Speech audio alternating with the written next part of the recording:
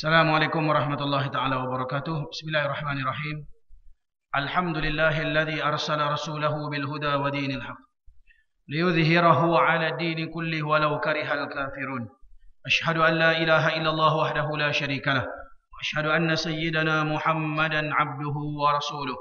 Allahumma salli wa sallim wa barik ala habibina wa syafi'ina wa zukhrina wa maulana Muhammad wa ala alihi wa sahbihi wa man tabi'ahum bi ihsanin ila yaumiddin. Amma ba'd. Alhamdulillah, bersyukur kehadrat Allah Subhanahu wa taala yang dengan keizinan dan taufik daripada Allah kita diberikan kesempatan untuk pada malam ini untuk sama-sama berada dalam siri kuliah bulanan kita pada malam ni di Masjid Semilang, yang sepatutnya pada malam ini kita menggunakan kitab Sifat Salat Nabi yang Sahih yang telah pun saya bacakan beberapa tahun yang telah lalu, ingat ada kot 3-4 tahun yang lalu, di Surau Semilang. Dan kemudiannya kita pindah mai ke masjid ini, dan kita belum lagi menyambung kitab tersebut, insya-Allah pada bulan-bulan akan datang.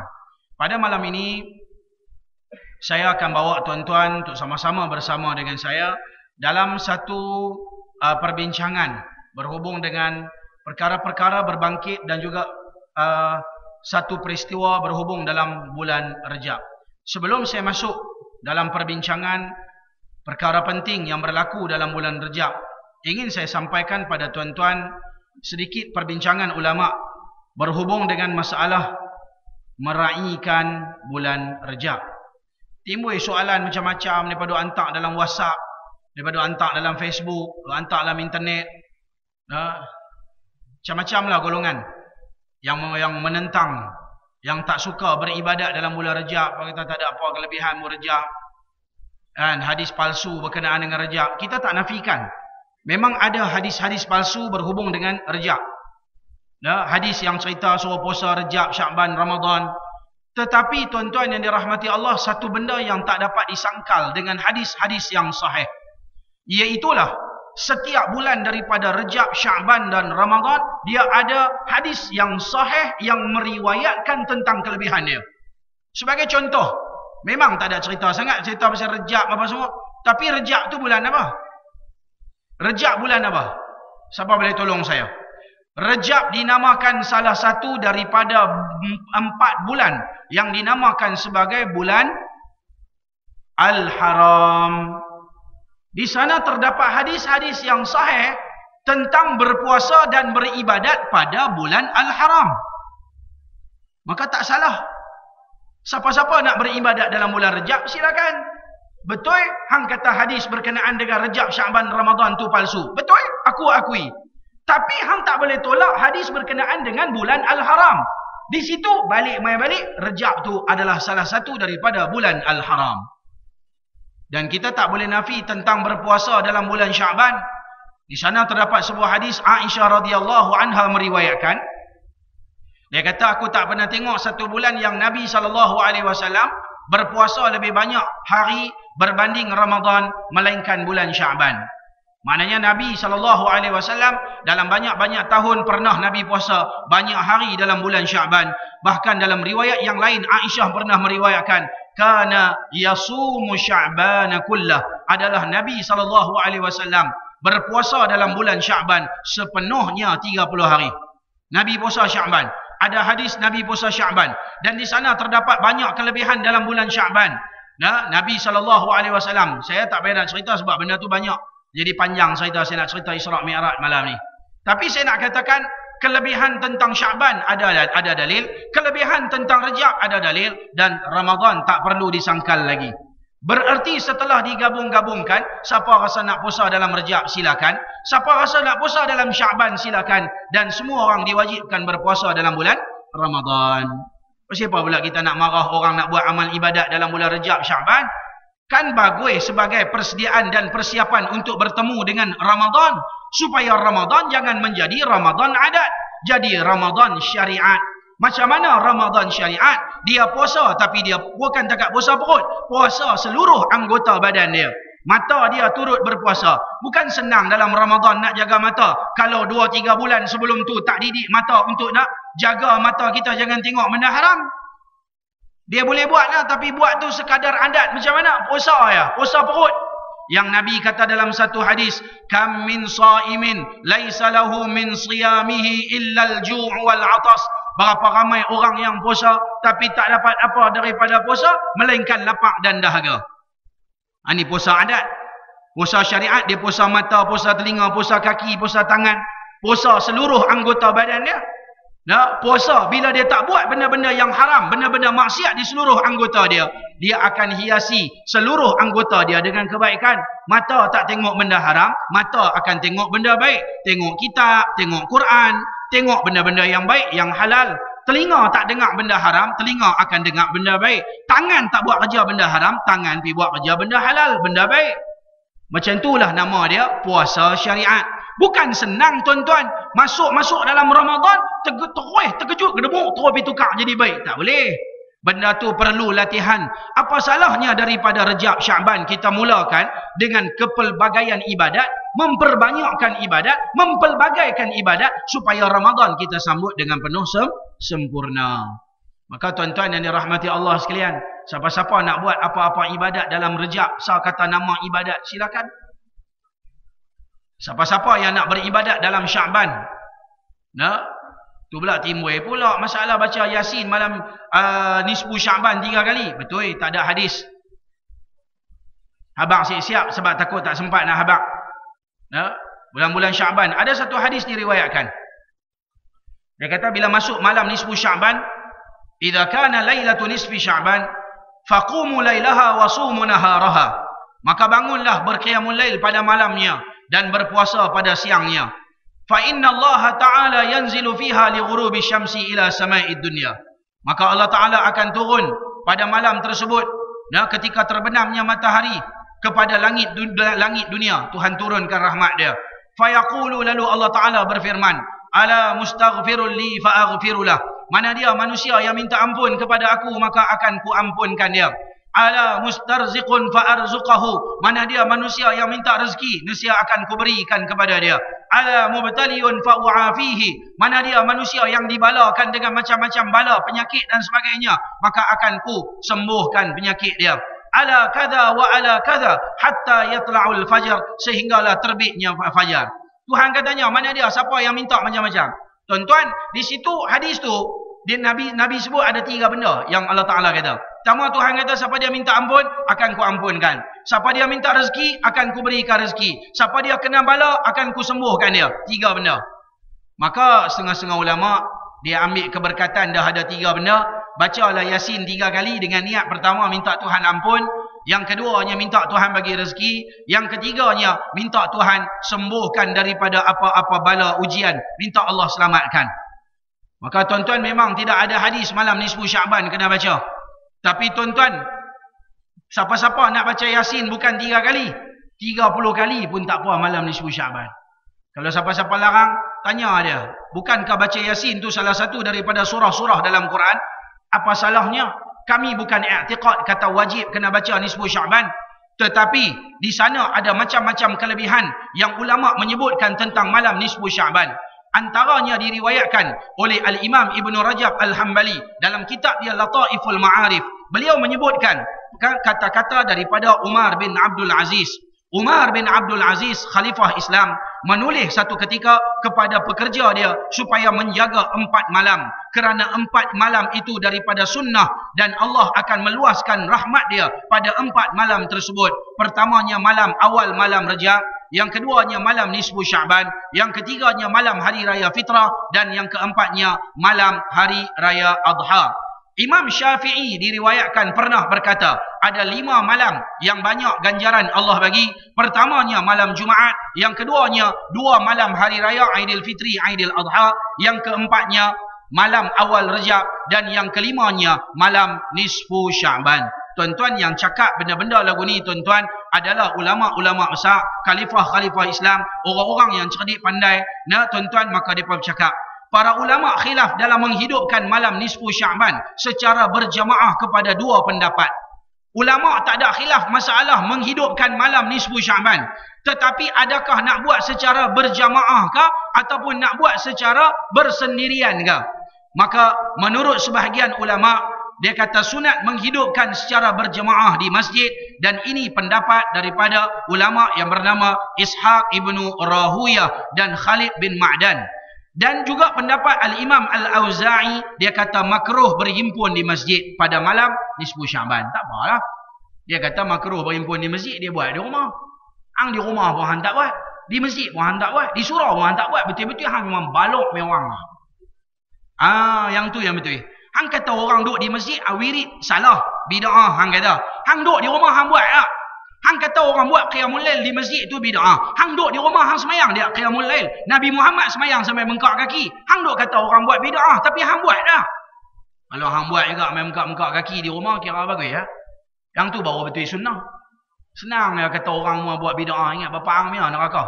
Boleh lempak habis semua masuk syurga, masuk neraka habis. Cakap biar bagi senang, biar bagi betul tuan-tuan.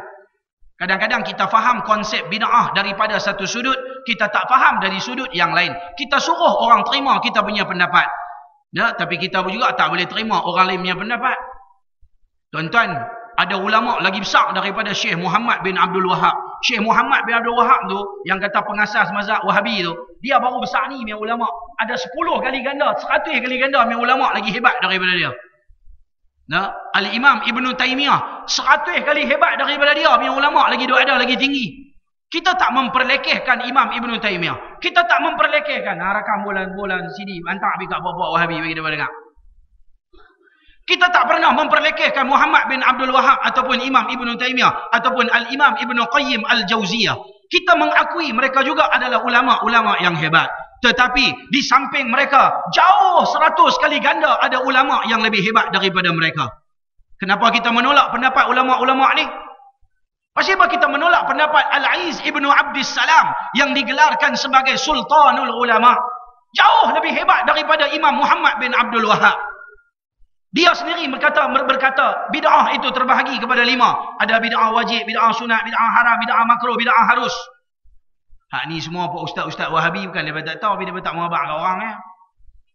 Habis tu mai kat masjid nisfu Syaban tak boleh buat. Yasin malam Jumaat tak boleh buat. Isra' Mi'raj tak usah sambut. Rejab tu suruh sambut. Maulidur Rasul tak usah sambut. Dia.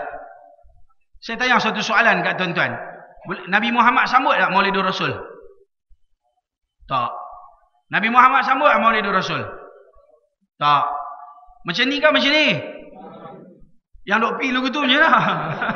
Duk buat L mana boleh? Tolak saya tabung nak yatim tu. Yang dia duk buat L lagu tu siapa? Lagu tu ke lagu tu? Nampak muka saya? Nampak? Tu kira rakam tu live lah bagi dia apa? Sempoi lah. Nabi Muhammad sambut tak Maulidur Rasul? Nabi Muhammad pernah sambut tak birthday dia? Tak. Yang tak tu dengar Ustaz. Hadis dalam Sahih Muslim. Ketika Nabi Muhammad ditanya tentang berpuasa pada hari Isnin. Lamma su'ila an siyami yaumil Itsnin. Orang tanya Nabi Muhammad pasal apa puasa pada hari Isnin. Nabi Muhammad menjawab, qala dzaka yaumun wulidtu fi. Hari Isnin hari aku dilahirkan. Nabi Muhammad puasa kerana syukur pada Allah. Allah lahirkan, hantar Nabi Muhammad ke alam dunia. Dia sambut birthday dia tiap-tiap minggu, bukan setahun sekali. Tiap-tiap minggu dia sambut dia punya birthday dia. Dia puasa pada setiap hari Isnin. Tu dia. Nabi Muhammad sambut birthday dia. Takkan kita tak boleh sambut? Kita bukan sambut bubur lilin potong kek. Ada dia hantar WhatsApp main mana tau, siapa dia buat kek apa tau, tak tahu tu sangat merepek Syiah memang. Tak ada kita tak nak buat kerja lagu tu lah. Daripada potong kek baik beli tosir 10 biji makan kenyang. Kan? Tuan-tuan yang dirahmati Allah tak salah. Dia macam ni ya tuan-tuan. Dalam dunia hari ni kita perlu mempelbagai. Kalau kita baca dari sudut uslub dakwah, tuan-tuan, majlis-majlis macam Maulidur Rasul, Isra' Mi'raj, nisfu Syaban, malam Jumaat sepatutnya diguna sebaik-baiknya dengan kepelbagaian pendekatan untuk mendekati masyarakat. Masyarakat kita selama ni baca Yasin dah lama dah. Apa salahnya sekarang ni ustaz-ustaz yang tak berminat dengan bacaan Yasin, kita gunakan satu pendekatan buat tafsir surah Yasin malam Jumaat. Dia yang tak berminat dengan apa tu, dengan Isra' wal Mi'raj, dia kata Nabi tak pernah sambut Isra' wal Mi'raj. Tuan-tuan, Nabi sambut ke tak sambut, Isra' Mi'raj Allah Ta'ala sebut dalam Quran. Buat satu surah, nama dia surah Al-Isra'. Benda itu disuruh supaya kita ulang kaji dan ambil i'tibar apa yang berlaku kepada Nabi Muhammad sallallahu alaihi wasallam. Maka kalau kita tak mau pun sekurang-kurangnya kita cerita pada orang ramai apakah perkara yang pernah berlaku pada Nabi Muhammad. Lalu dengan slogan bid'ahkan yang tu, bid'ahkan yang ni. Habislah orang-orang masjid pakai gaduh-gaduh habis semua. Dah tak selesai masalah. Di Pulau Pinang ni bukan baru. Saya baru-baru balik. Umur 13 tahun saya duduk di sekolah Al-Masriah Bukit Mentajam. Lah ni saya dah masuk 40. Daripada umur saya 13 sampai lah ni umur saya nak masuk 40. Hari-hari saya duduk dengar benda sama daripada dulu sampai hari ni. Tak habis-habis. Bid'ah malam Jumaat. Bid'ah tahlil. Bid'ah talqin. Bid'ah ni hak baru-baru pula. Bid'ah ya Hanana. Ya Hanana apa jadi masalah? Puak tu buat majlis punya bagus. Anak-anak muda dulu pergi duduk dengar konsert. Lah ni anak-anak muda dah beralih daripada konsert pergi duduk majlis-majlis cinta Rasul. Dia marah pula dah. Pasal apa? Duk angkat-angkat tangan semua pasal apa? Tak apa bukannya menari joget. Sekurang-kurangnya dia tunjuk rasa sayang cinta pada Nabi Muhammad dengan penuh bersemangat. Nah, seolah-olah dia ada di hadapan Nabi Muhammad. Tak ada masalah. Macam kita doa, kita duk buat tangan lagu tu. Yang kita duduk angkat tangan. Betul, ada hadis suruh kita angkat tangan. Maka tuan-tuan yang dirahmati Allah Subhanahu Wa Taala, tak salah kita puji Nabi Muhammad. Ada satu ustaz dalam YouTube, dia ceramah. Dulu anak murid saya, lah ni tak ada lah. Saya pun jadi sesat habis dah. Orang Pulau Pinang tak? Ceramah lah YouTube baru ni hentam ya Hanana. Majlis apa? Di zaman Nabi mana ada orang puji Nabi Muhammad. Allah Ta'ala suruh kita selawatkan Nabi Muhammad ya. Allah Ta'ala tak suruh kita puji. Tu ayat Quran Tuhan puji Nabi Muhammad belum tak? Allah Ta'ala kata wa innaka la'ala khuluqin azim. Engkau mempunyai akhlak yang baik wahai Nabi Muhammad. Nah, laqad kana lakum fi Rasulillahi uswatun hasanah. Nabi Muhammad mempunyai akhlak budi pekerti, contoh tauladan yang baik. Ikutlah Nabi Muhammad. Fattabi'uni, ikut Nabi Muhammad. Laqad ja'akum rasulun min anfusikum azizun 'alaihi ma 'anittum harisun 'alaikum bil mu'minin. Harisun 'alaikum bil mu'minina raufur rahim. Allah Ta'ala buat main dua sifat yang ada pada Allah Ta'ala, Ar-Rauf Ar-Rahim, pengasih dan penyayang. Lalu Allah sifatkan Nabi Muhammad juga ada Ar-Raufur Rahim. Bukan berarti Nabi Muhammad naik kepada darjah Tuhan, tetapi Allah puji Nabi Muhammad lah manusia yang paling pengasih dan penyayang di kalangan manusia-manusia yang lain. Kalau Allah boleh puji Nabi Muhammad, kenapa kita tak boleh puji Nabi Muhammad? Bahkan kita lah sepatutnya umat Nabi Muhammad yang nak kepada syafaat Nabi Muhammad. Puak-puak ni syafaat pun dia kata tak ada. Mana ada syafaat-syafaat? Mana ada berkat-berkat? Mana ada rahmat-rahmat? Pergi cakap lagu tu semua cakapan boleh jadi murtad. Pasal apa pula tak ada berkat? Allah Ta'ala kata dalam Al-Quran, walau anna ahlal qura, jikalau satu penduduk qaryah amanu wattaqau, beriman dan bertakwa kepada Allah, la fatahna alaihim barakatim minas samai wal ard, nescaya kami buka pintu-pintu keberkatan daripada langit dan bumi. Tak ada lagi berkat. La fatahna alaihim barakatim minas sama. Allah kata berkat tu, berkat dibuka daripada langit dan bumi. Tak ada lagi berkat. Tiba-tiba mana ada berkat-berkat? Tak ada berkat-berkat, tak ada. Kan? Pergi salam macam, pasal apa duk pergi salam macam cium tangan Tok Guru siapa? Ni nak tumpang berkat, ambil berkat Tok Guru. Mana ada berkat? Pula ada. Allahu Akbar. Macam mana kita hormat kat Nabi Muhammad, macam tu juga kita hormat kepada para pewaris Nabi Muhammad. Al-ulama warasatul anbiya. Ulama itu adalah pewaris kepada para nabi dan juga Nabi Muhammad sallallahu alaihi wasallam. Bagaimana kita beradab dengan Nabi Muhammad, kita beradab dengan para alim ulama.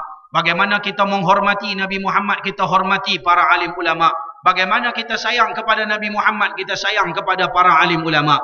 Kerana al-ulama warasatul anbiya. Maka tuan-tuan yang dirahmati Allah, saya rasa saya telah menjawab persoalan berhubung dengan masalah Rajab dan Sya'ban. Silakan bagi yang berminat untuk amalkan Rajab dan Sya'ban dengan kepelbagaian ibadatnya. Yang penting jangan i'tiqad wajib kena buat. Sudah ha?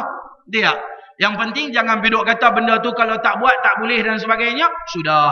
Nah, siapa yang nak buat, buat. Siapa tak mau buat, isilah masa lapang yang ada dengan kepelbagaian kebajikan yang lain. Orang baca Yasin malam Jumaat nisfu Syaban 3 kali di masjid. Hang tak suka kan?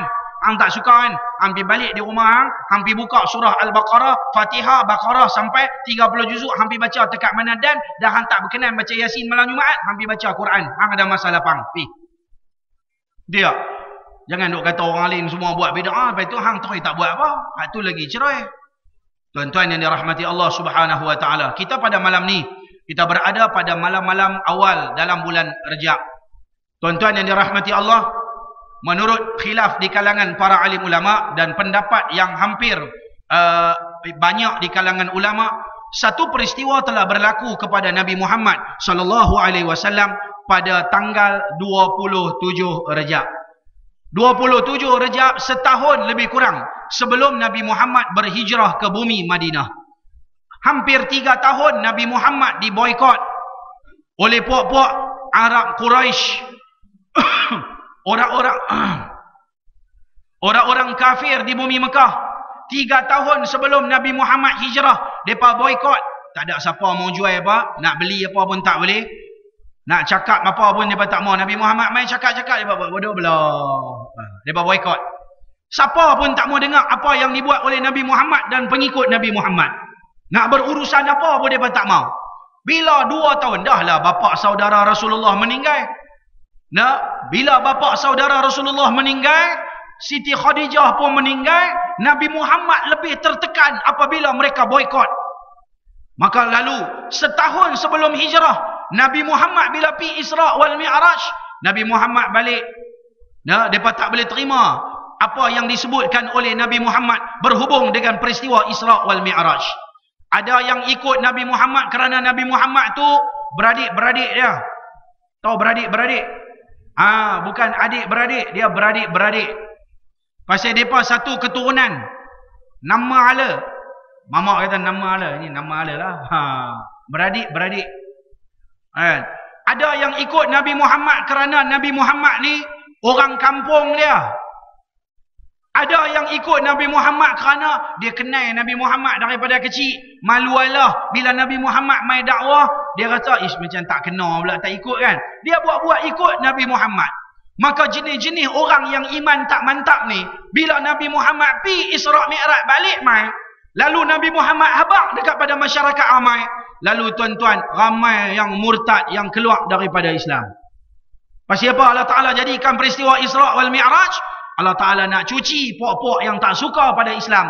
Dan Allah nak kumpul manusia yang betul-betul beriman pada Allah dan Rasul, pindah pergi duduk di bumi Madinah. Biar pergi di Mekah, biar bagi orang tinggal orang-orang yang tak beriman.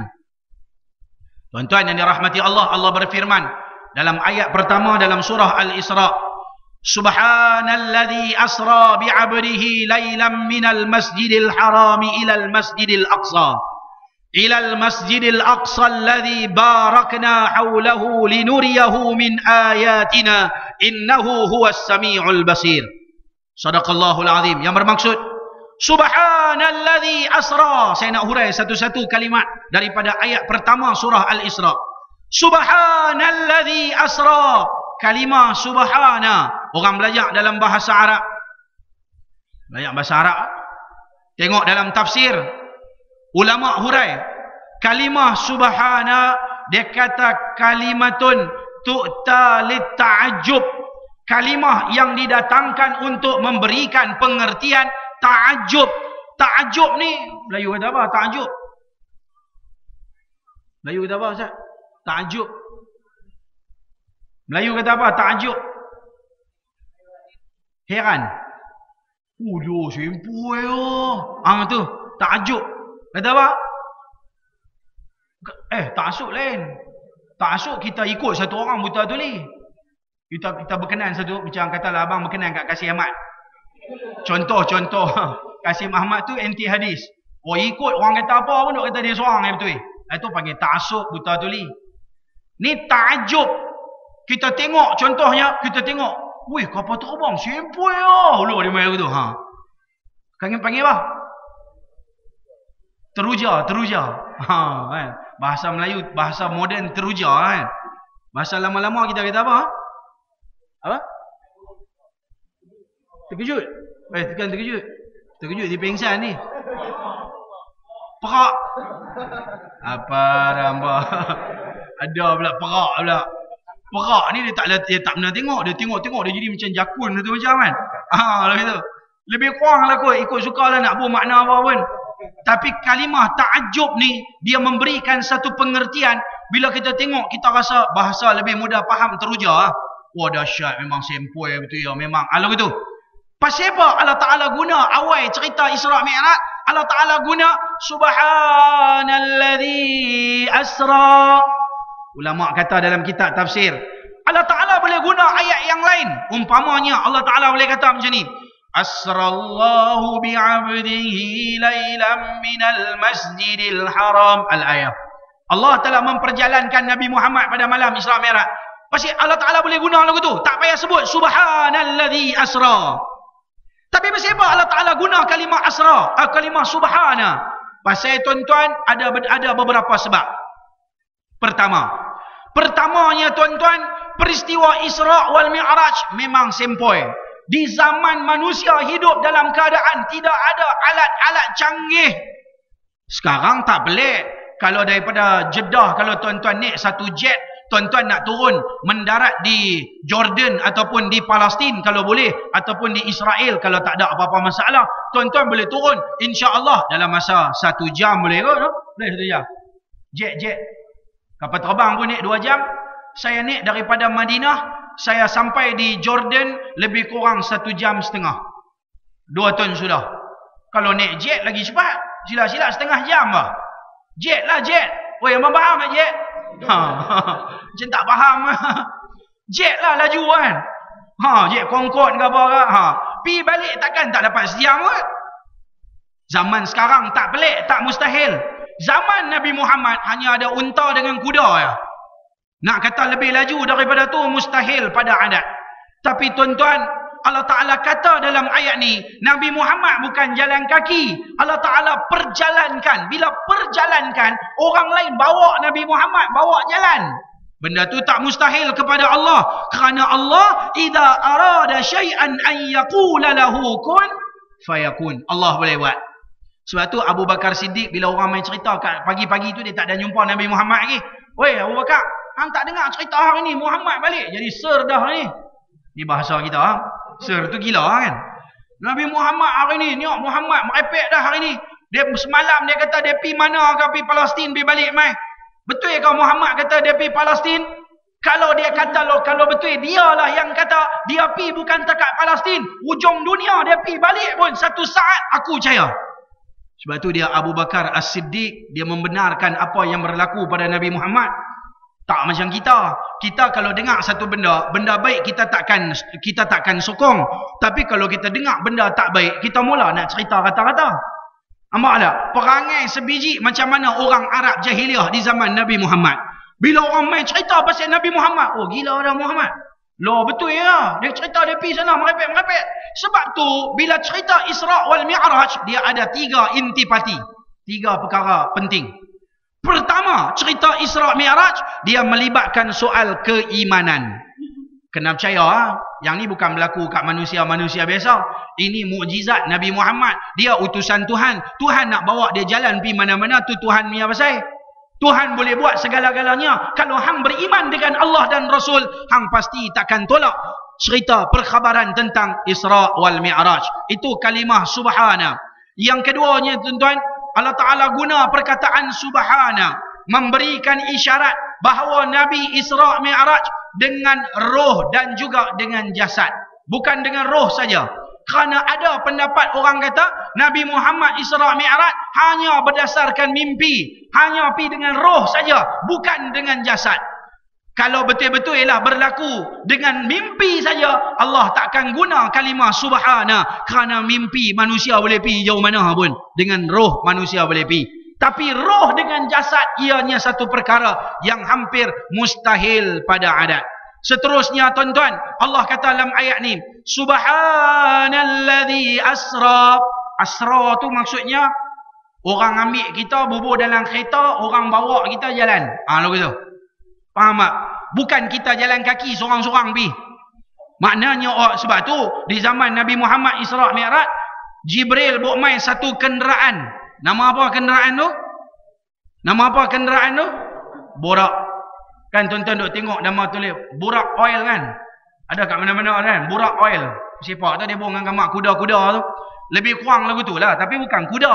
Dia sejenis binatang macam kuda. Ada sayap-sayap apa semua. Sebab tu dia pun buat lagu tu. Lagu Borak Oil saya pun tak tahu siapa punya. Tapi saya nak abang lagu tu lah. Kan? Binatang, satu binatang. Tu nama dia borak. Zaman kita pun tuan-tuan, borak ni ada macam-macam makna. Ya. Faham? Masih faham gila. Satu borak hak zaman Nabi Muhammad tu borak kak. Satu lagi orang panggil borak kak, orang Pulau Pinang. Dia ni borak ramai lah. Kenal borak? Kan? Bahasa lain pada borak dia panggil sutun. Hak buat tangan lembut tu. Bahasa paling latest sekali dia panggil apa? Donat. Adik-beradik cok geria. Mau nampak geng lagu ni mau duk tendang kat pungkok ni. Bagi laknat Tuhan dia. Berlungguk-lungguk duk ada tu, Chulia Street duk ada. Jangan duk lalu malam-malam. Saya sendiri seorang-seorang bisa lalu malam-malam sana. Pergi lalu tengok sekali. Mana Haji? Haji bawa anak pergi jalan sekali. Ni apa? Apa nama? Apa? Anas. Seorang lagi abang ni nama? Sani. Bawa pergi Chulia Street. Depan lama tak pergi. Dekat dalam kampung Haji tu. Pusing main konak tu. Tapi pergi malam. Jangan pergi siang-siang. Pergi malam. Saya biasa lalu malam-malam naik motor. Dia panggil saya. Pak Haji singgah lah. Panggil main. Saya geli geleman lah. Jangan singgah. Takut saya pergi singgah. Dia buat kenuri mampuih kita. Kan? Ramai. Sini ada belah-belah seorang berai. Tak jumpa lagi. Alam bohong hang. Berlungguk ada. Mana? Pantai Road ada? Ya. Hang tak pusing. Duduk di rumah, pergi kerja, balik main duduk masjid. Mana nak jumpa? Pergi dekat pantai bersih ke apa kan ni jumpa. Buat lembut-lembut gitu. Allah geli geleman. Saya ada satu kuliah khas di Queens Bay. Khas untuk donat-donat saja. Tapi nak mengajak mereka kena malam pukul 3:30 pagi. Saya pergi mengajak jauh-jauh mana-mana. Saya ditelefon kat mereka.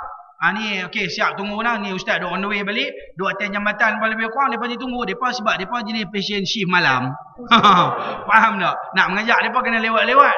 Allah mampus sungguh. Tapi bagus dia tanya. Assalamualaikum ustaz. Buat tangan tu. Saya ada satu soalan. Buat tangan lembut-lembut tu. Geram kadang-kadang supaya nak buat penampak kan. Tapi kira bagus. Kalau donat pun kira mau nak mengaji. Tuan-tuan tak mengaji memang cerai. Itu dia. Saya teringat 2, 3, 4, 5 malam sudah. Saya ceramah di Masjid Timah. Mana tu?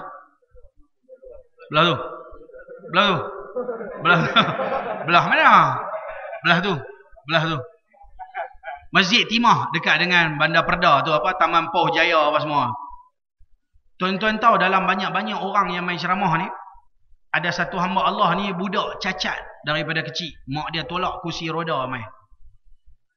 Bila dia main saya mula tak tengok. Isteri saya tengok dia. Isteri kata main sini main tengok ni budak ni. Budak ni dia cacat daripada kecil. Dan budak ni umur tak tahu dalam belah-belah aku lupa nak tanya. Dia main dengan kursi roda. Dia tak boleh cakap. Tapi apa orang cakap dia boleh faham. Dan kerja dia hari-hari dia boleh tengok internet. Dan dia main internet dengan kaki. Tangan dia tak boleh pegang. Dia main dengan kaki. Dan dia tahu semua ustaz-ustaz dalam Malaysia. Semua dia minat. Ustaz Kazim. Saya punya program Pencetus Ummah daripada mula sampai habis. Dia tengok dalam internet. Dia tengok di televisyen. Dan dia faham. Malam tu dia main ceramah. Mak dia tolak dengan kursi roda. Mak dia ni pun janda. Suami dia meninggal dah. Baru meninggal anak tunggal. Sian dengan anak seorang cacat. Bawa dengan kursi roda main. Saya mula ingat budak cacat kan dia tak faham apa. Lepas tu dia faham. Saya pun cakap dia faham. Allah nak menitik air mata. Dia kata apa? Dia habaq melalui mak dia. Mak dia kata, ustaz ni peminat setia ustaz Allahu Akbar. Kaki kuliah, kaki masjid. Main dengan kursi roda, mak dia tolak.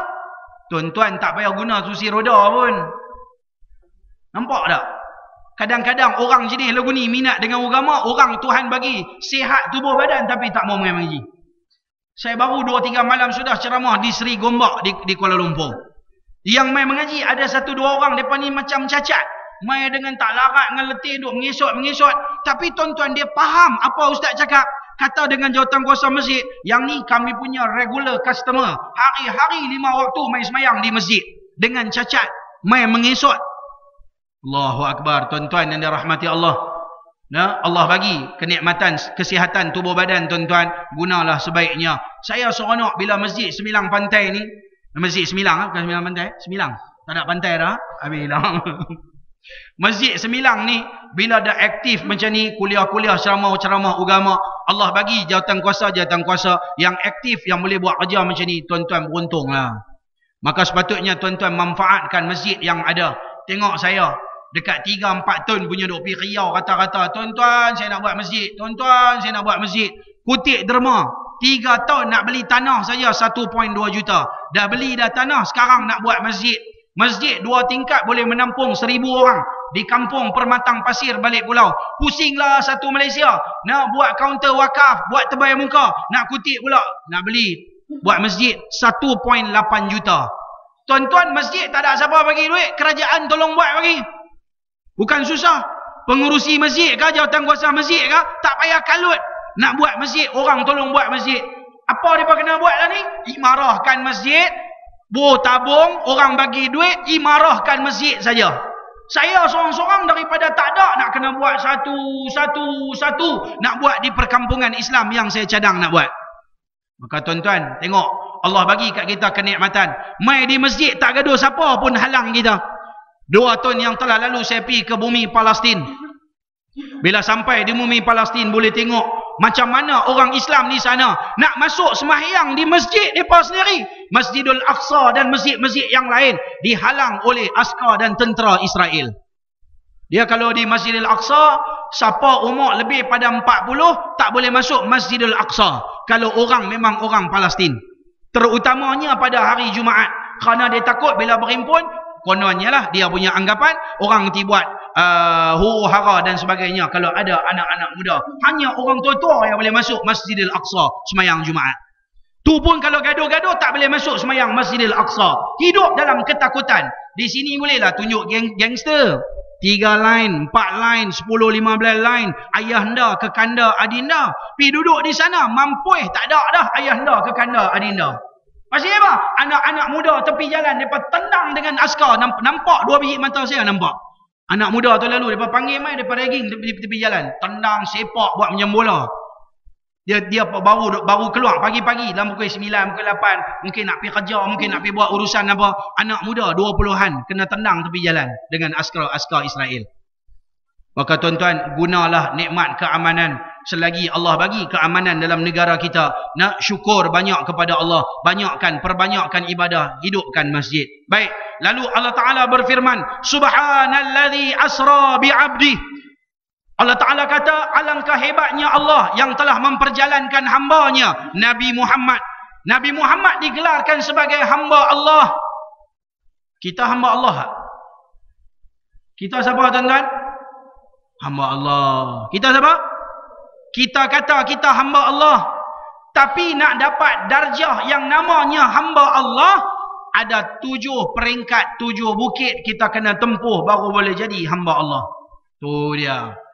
Nak cerita 7 bukit ni tuan-tuan, sampai esok pagi, sampai tahun depan cerita tak habis. Ringkas saya nak sebut, Imam Al-Ghazali sebut dalam kitab dia, Minhajul Abidin. Saya nak sebut 2 bukit ya dulu. Ada 7 bukit. Siapa boleh lepas 7 bukit, baru dia dapat maqam hamba Allah, maqam ubudiyah. Bukit nombor 1, namanya Aqabatut Taubah. Kena banyakkan bertaubat.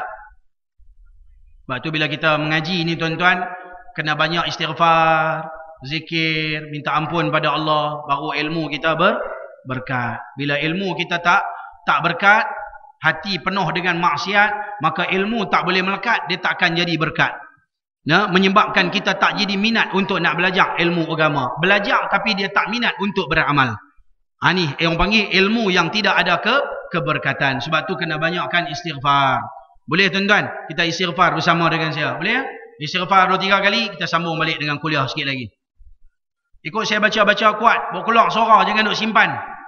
Siapa tak berkeluar suara lagi, saya tampaknya boya. Semalam pergi ceramah di Perak. Sambil ceramah tu, abang ni tampaknya boya. Gelak. Baru ni saya pergi ceramah di Teluk Intan. Saya duk ceramah-ceramah, tengok budak-budak duk main-main handphone. Saya kata, duk main handphone pak. Anduk sengat-sengat, simpan handphone tak ada, tampaknya boya. Depa gelak kukik gelak. Siapa buat ni gelak nampak macam seronok sangat Lalas ada seorang abang, "Ustaz, rumah dia belakang tu ya." Mampui. Aduh. Kira nak tampak orang yang macam boya. Dia tak tengok nampak orang lain ni kan. Baik tuan-tuan, kita istighfar 2-3 kali. Ikut saya baca kuat-kuat. Astaghfirullah Rabbal baraya. Astaghfirullah minal khataya. Astaghfirullah Rabbal baraya. Astaghfirullah minal khataya. Astaghfirullah Rabbal baraya. Astaghfirullah minal khataya. Mudah-mudahan Allah ampun dosa kita. Allah bagi ilmu yang kita belajar tu dia melekat. Baru dah namakan ilmu yang berkat. Dia mudah untuk dibuat amal. Seterusnya tuan-tuan, bukit yang kedua adalah aqabatul ilmi. Dah banyak bertaubat, dia kena rajin mengaji. Bila rajin mengaji, kena rajin buat amal. Bila rajin buat amalan, sembahyang, puasa, zikir, baca Quran. Dengan ilmu yang kita ada menghasilkan amalan. Dengan amalan menghasilkan iman. Iman bukan ada tepi parit boleh pergi kutip ambil, tak ada. Iman bukan boleh pergi kutip tengok ada kat market mana-mana boleh jual beli, tak ada. Iman tak ada kat mana-mana. Iman dia akan dapat hasil daripada amalan. Mula kena ada ilmu, kena pergi mengaji. Lepas mengaji, kena buat amal. Lepas buat amal, menghasilkan iman. Lepas iman, menghasilkan rahmat. Menghasilkan rahmat Allah. Rahmat Allah tu tiket nak masuk syurga. Faham tak? Nak masuk syurga dengan rahmat Allah. Nak dapat rahmat Allah dengan iman. Nak dapat iman dengan amalan. Nak dapat amalan, kena ada ilmu. Sebab tu kena belajar. Ilmu tu mutiara penting dalam hidup kita. Baik tuan-tuan, cukup abang 2. Lain kali cari lagi 5 bukit. Buat dulu 2 ni, insya-Allah bukit yang 5 lagi mudah untuk nak dapat. Yang keseterusnya Allah berfirman, Subhanalladzi asra bi'abdihi lailan. Allah bagi Isra Mi'raj pada Nabi Muhammad, perjalanan Nabi Muhammad untuk bertemu dengan Allah pada waktu malam.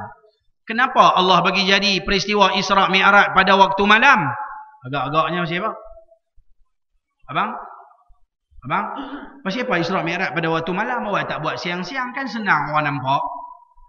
Kan pi malam-malam orang tidur, orang tak percaya Nabi Muhammad Isra Mi'raj. Pasal apa malam? Pasal apa malam? Tolong Ustaz. Pasal apa? Pasal apa? Pasal tak siang lah. Pandai. Dia Rashid pasal layak buruk dia pandai. Sebab tu dia lambat jadi ustaz. Dia duduk baju longgak solat ketat itu.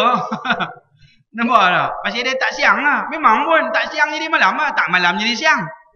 Pasal apa dia tak pi jadi siang? Pasal apa dia malam? Mesti kena ada rahsia dia. Pasal apa? Allah nak bagi tahu dalam satu isyarat di situ, satu simbolik. Perjalanan Isra Mi'raj adalah perjalanan Nabi Muhammad bertemu dengan Tuhan, bertemu dengan Allah. Maka di situ satu simbolik. Waktu malamlah waktu yang paling sesuai seorang hamba untuk bermunajat, mendekatkan diri kepada Allah. Siang kita sibuk, banyak masa bekerja, cari nafkah untuk teruskan kehidupan. Malamlah waktu-waktu yang sepatutnya kita manfaatkan untuk mendekatkan diri kepada Allah. Mailah maghrib sampai isya ke, ataupun qiyamul lail tengah malam ke. Itu waktu untuk mendekatkan diri kepada Allah. Seterusnya, Nabi Muhammad Isra Mi'raj minal masjidil harami ilal masjidil aqsa. Daripada Masjidil Haram ke Masjidil Aqsa, lepas itu baru bertemu dengan Tuhan. Apa isyarat ada di situ? Apa simbolik dia? Pasal apa daripada masjid ke masjid? Pasal apa tak pergi daripada bandar ke bandar, daripada pekan ke pekan, daripada rumah ke rumah, dari bukit ke bukit, dari telaga ke telaga, dari apa ke apa? Pasal apa? Pasal apa daripada masjid ke masjid? Ada? Rumah Allah tak? Nak cerita apa rumah Allah? Kiblat. Apa yang kiblat? Mekah tu kiblat. Tak, pasal apa Nabi Muhammad Isra' Mi'raj daripada Mekah, Masjidil Haram ke Masjidil Aqsa? Pasal apa masjid ke masjid? Di situ ada satu isyarat. Nak perjalanan Nabi Muhammad nak jumpa siapa? Jumpa Allah. Siapa-siapa nak jadi manusia jumpa Allah, dekat diri kepada Allah, dia kena jadi satu manusia. Jom pi masjid. Dari masjid ke masjid. Dia tak boleh daripada pekan ke pekan, bandar ke bandar, kedai ke kedai, rumah ke rumah. Tak, dia mesti masjid ke masjid. Faham tak? Allah jadikan masjid adalah tempat untuk orang beribadah. Sebab tu tuan-tuan, orang yang datang mengimarahkan masjid, Allah sebut dalam Quran, innama ya'muru masajidallahi man amana billahi wal yaumil akhir wa aqama as-salah wa ata az-zakah wa lam yakhsha illa Allah fa'asa ulaika an yakunu minal muhtadin. Allah kata, orang yang datang mengimarahkan rumah Allah. Mengimarah tu makna apa? Menyemarakkan dalam rumah Allah dengan kepelbagaian ibadah. Mengaji, kuliah, ceramah, selawat, zikir, nasyid, sembahyang dan sebagainya. Doa, apa saja dalam masjid, aktiviti ke arah mendekatkan diri kepada Allah, nama dia adalah mengimarahkan masjid. Maka tuan-tuan, Allah kata orang mengimarahkan masjid, orang beriman kepada Allah dan beriman pada hari akhirat. Orang datang mengimarahkan masjid, orang yang sembahyang dan orang yang keluarkan zakat, dan dalam hati mereka tidak ada perasaan takut dan gentar melainkan kepada Allah. Jadi orang mai ke masjid ni kena takut ke Allah, jangan duk takut kat manusia. Dan mai ke masjid kena jaga adab bagi elok-elok.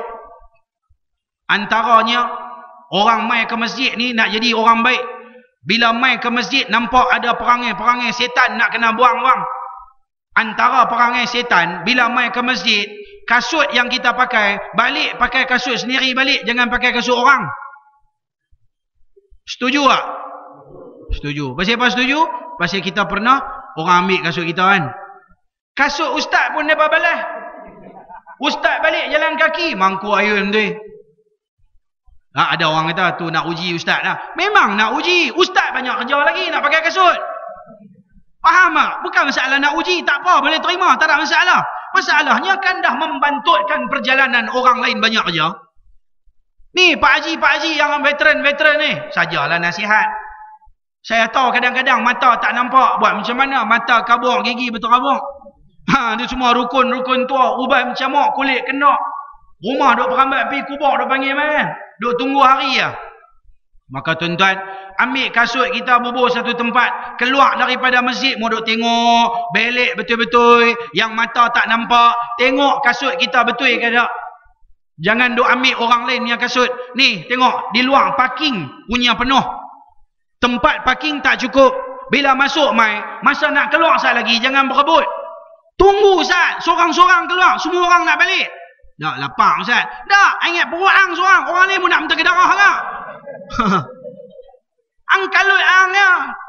Dah habis lapar sangat, tinggal kereta ang kat situ, sebelah tu ada kedai makan, pergi makan lah tu. Kalut lah nak balik awal. Nak balik awal, lain kali tu suruh main mengaji. Piduk dalam rumah, tengok internet senang. Lapak-lapak berhenti sat, pause sat, pergi makan lu. Allahu Akbar. Tuan-tuan, macam-macam Korea. Hak mai di masjid pun macam-macam tak kena. Tengok yang ni tak kena. Sebab tu bagusnya di masjid, bubur satu tabung cadangan. Bubur satu kotak cadangan. Di situ bubur kertas, bubur pen. Ada apa-apa cadangan ke arah penambah baikkan masjid, silakan masuk dalam kotak. Supaya orang boleh bawa dalam mesyuarat. Boleh bincang apakah kebaikan yang boleh kita perbaiki lagi. Nak perkara-perkara yang tak apa baik, supaya masjid jadi bertambah baik. Tuan-tuan, kalau tuan-tuan pergi Kuala Lumpur, memang tak boleh lawan Pulau Pinang. Kuala Lumpur, masjid, Masya Allah, Tabarakallah. Kuliah-kuliah pun bukanlah, kita pun kita rasa macam ramai. Tapi kalau pergi Kuala Lumpur lagi ramai. Satu-satu masjid, kuliah-kuliah maghrib saja yang bukan buat poster banyak-banyak pun, ada masjid kadang-kadang 5,000 orang, 10,000 orang. Kalau tuan-tuan pergi Masjid Ar-Ridwan, Ulu Kelang, masjid dia lagi besar pada masjid ni. Masjid dia boleh menampung 10,000 orang. Kuliah tiap-tiap malam, 30 malam, 30 ustaz macam Masjid Batu tu. Masjid Batu tak apa ramai. Sana 10,000 orang tiap-tiap malam. Mengaji, gila-gila memang mengaji. Petang kemarin saya sempat jumpa, tengah hari kemarin, saya pergi ziarah Datuk Ismail Kamus. Saya sembang-sembang Datuk, bagus no Pulau Kuala Lumpur no. Tak macam Pulau Pinang, kuliah di Kuala Lumpur hebat. Tahu Datuk Ismail Kamus kata apa? Dia kata memang betul orang Kuala Lumpur orang ahli syurga. Dia kata memang rajin mengaji, rajin buat amal ibadat, rajin infak, masya-Allah. Daripada hidup dengan dunia, depa tak heran. Kita baru terkejut dengan dunia. Main duduk Pulau Pinang, kalut dengan kerja, kalut nak mentah ke darah, kalut duduk atuang kedai, kalut duduk buat kira nak makan. Hari-hari nak cari makan. Hari-hari kira nak mentah ke darah, kepala otak tak pernah fikir nak buat amal ibadat. Kepala otak tak pernah fikir nak pergi ke masjid, mengimarahkan masjid. Tak pernah fikir nak faham Islam. Tak ada. Sebab tu nak jadi manusia baik, minal masjidil harami ilal masjidil aqsa. Ingat, Allah sebut tu bukan saja-saja sebut. Pasal apa sebut masjidil haram? Pasal apa sebut masjidil aqsa? Tentu ada hikmah dia. Kalau ada peluang-peluang pergi ziarah ke bumi Palestin, Masjidil Aqsa, silakan. Banyak peristiwa penting yang berlaku kepada Nabi-Nabi dan Rasul di Masjidil Aqsa. 2 tahun sudah saya bawa jemaah umrah singgah ke Masjidil Aqsa. Ya? InsyaAllah tahun depan kot, bulan 3 cuti sekolah cadang. Yang mana berminat nanti himpun duit siap-siap. Tu pun dia main tanya, Assalamualaikum Ustaz, umrah murah-murah ni ada Ustaz? Ni mami Zimbabwe punya. Umrah murah-murah ni ada Ustaz? Mami mau berapa punya? Taklah kira murah-murah, harga beradik-beradik punya. Harga paling murah mami pergi ambil batang pisang 3-4 batang, mami ikat, mami pergi dekat tang tu ada lot kan, mami kayuh sendiri. Faham tak? Lepas tu bawa beretih pergi banyak-banyak 2-3 guni, lepas tu mami makan beretih, insya-Allah tengok kok sampai kalau alhamdulillah sampai di Jeddah, lempak buang-buang pisang tu, dah pandai batang pisang, mami pergi duduk terus di Mekah. Allahu akbar. Murah-murah mia. Tahun sudah ada satu mami nak ikut dengan saya, lepas tu tak jadi. Ustaz, mami ingat nak pergi lah umrah. Oh, mami nak pergi umrah dengan Ustaz? Okey, cantik ah. Dekat-dekat nak pergi minta duit, dia kata apa? Tak jadilah kot Ustaz. Ni nak pergi jalan tengok rumah cucu dekat Kuala Lumpur. Lah mami, cucu tak mati lagi. Tu Mekah kalau kita mati tak dan nak pergi lagi. Dia pergi haji pun tak lagi, umrah pun tak lagi. Tak, mami ada duit tak? Duit ada, bulan-bulan 500 duk masuk. Kan? Duk pergi ambil lah kat post office, duk dapat. Pencen punya duit. Alhamdulillah. Kira ada duit lah. Tak lah, mami ingat tak jadilah kot lentun ni mami nanti pergi. Saya ingat malas lah nak bertengkang, tak mau pergi ambil pasal kan. Saya pergi, saya balik mai tuan-tuan.